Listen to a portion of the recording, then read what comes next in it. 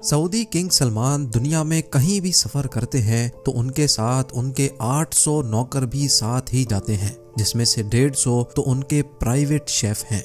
Zeme TV की videos में एक बार फिर से खुशामदीद। नाजरीन, दुनिया के सबसे अहम लोग जब भी कहीं ट्रैवल करते हैं तो उनके साथ एक पूरी आर्मी भी सफर करती है। जैसा कि अमेरिकन प्रेसिडेंट डोनाल्ड ट्रंप जब भी कहीं ट्रैवल करते हैं तो उनके साथ उनका मोटरकेड, उनका जहाज और उनके बॉडीगार्ड्स के साथ साथ सीक्रेट सर्विस के ऑफिसर्स भी ट्रैवल करते हैं, जो दुनिया के किसी भी कोने में प्रेसिडेंट ऑफ यूनाइटेड स्टेट्स को खतरे से महफूज रखते हैं। अगर प्रेसिडेंट ऑफ यूनाइटेड स्टेट्स के अलावा कोई और शख्स सफर के दौरान इस तरह का प्रोटोकॉल एंजॉय करता है तो वो है सऊदी किंग सलमान बिन अब्दुल अजीज। दुनिया की तमाम सल्तनतों में सबसे अहम तख्त के बादशाह सलमान बिन अब्दुल अजीज मुश्तरका तौर पे 1.4 ट्रिलियन डॉलर यानी 1,05,000 अरब रुपयों के मालिक हैं। किंग सलमान दुनिया में कहीं भी ट्रैवल करते हैं तो पूरी दुनिया को पता चलता है कि वाकई कोई ट्रैवल कर रहा है। किंग सलमान को दुनिया के किसी भी कोने में किसी भी किस्म की तकलीफ का सामना ना करना पड़े, इसलिए उनके साथ दर्जनों हवाई जहाज, उनके अपने सर्वेंट्स, शेफ्स, फैमिली मेंबर्स और हत्ता के उनके प्रोटोकॉल की गाड़ियां भी किंग सलमान के साथ ही सफर करती हैं। मार्च 2017 में सऊदी किंग का प्राइवेट बोइंग 747 इंडोनेशिया में 9 रोजा शाहाना टूर के लिए लैंड हुआ। ये सऊदी किंग का पिछले 46 सालों में इंडोनेशिया का पहला डिप्लोमेटिक टूर था। ये शाहाना टूर पूरी दुनिया में न्यूज हेडलाइंस का मरकज बन गया। किंग सलमान के पास 2 बोइंग 747 के अलावा एक बोइंग 757-200, बोइंग 777-300, बोइंग 7878 और एयरबस A340-200 भी मौजूद है, जो सिर्फ अकेले किंग सलमान के सफर के लिए है।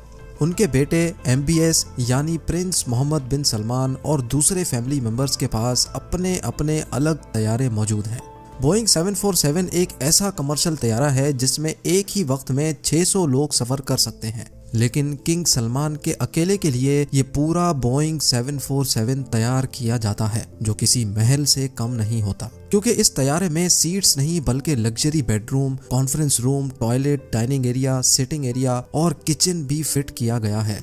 कुल मिलाकर बात की जाए तो किंग सलमान को सफर के दौरान बिल्कुल भी महसूस नहीं होता कि वो अपने महल में है या हवाई जहाज में, क्योंकि उनके तमाम प्लेन किसी भी महल से कम नहीं। लगेज की बात की जाए तो एक आम आदमी हवाई जहाज में सफर के दौरान मुश्किल से 20 किलो का लगेज कैरी करता है, लेकिन किंग सलमान तो आखिर किंग हैं। उन्होंने अपने इंडोनेशिया के टूर पे 506 टन का लगेज कैरी किया। जी हाँ, पूरे 5,06,000 किलोग्राम, जिसमें उनकी 2 प्राइवेट लेमोजीन और जहाज से उतरने के लिए एक गोल्ड प्लेटेड एस्केलेटर भी शामिल था।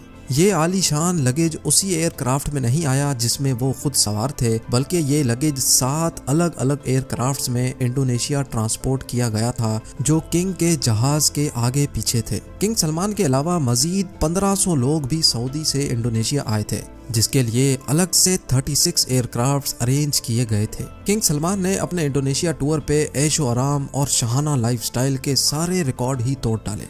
जिस कार्गो कंपनी ने ये सारा सामान सऊदी से इंडोनेशिया ट्रांसपोर्ट किया था, उनके मुताबिक इस सारे अमल में उन्होंने 570 वर्कर्स की मदद हासिल की और इतने कम टाइम पे ये कार्गो किंग के साथ ही इंडोनेशिया ट्रांसपोर्ट किया। सऊदी किंग के शाहाना सफर की ये कोई पहली दास्तान नहीं थी। उनके जापान के सिर्फ 4 दिन के टूर के लिए सऊदी अरब से 2 गोल्डन एस्केलेटर्स, 10 एयरक्राफ्ट्स और 100 लेमोजीन कार्स किंग सलमान के साथ जापान गई थी, और जापान में रिहाइश के लिए किंग सलमान और उनकी पूरी टीम के लिए टोक्यो के सबसे बेहतरीन होटल्स में 1200 लग्जरी स्वीट्स बुक करवाए गए थे। चंद 5 स्टार होटल्स को तो पूरा ही खाली करवा के उनमें सिर्फ किंग सलमान के लोग और रिश्तेदारों को रहलाया गया था।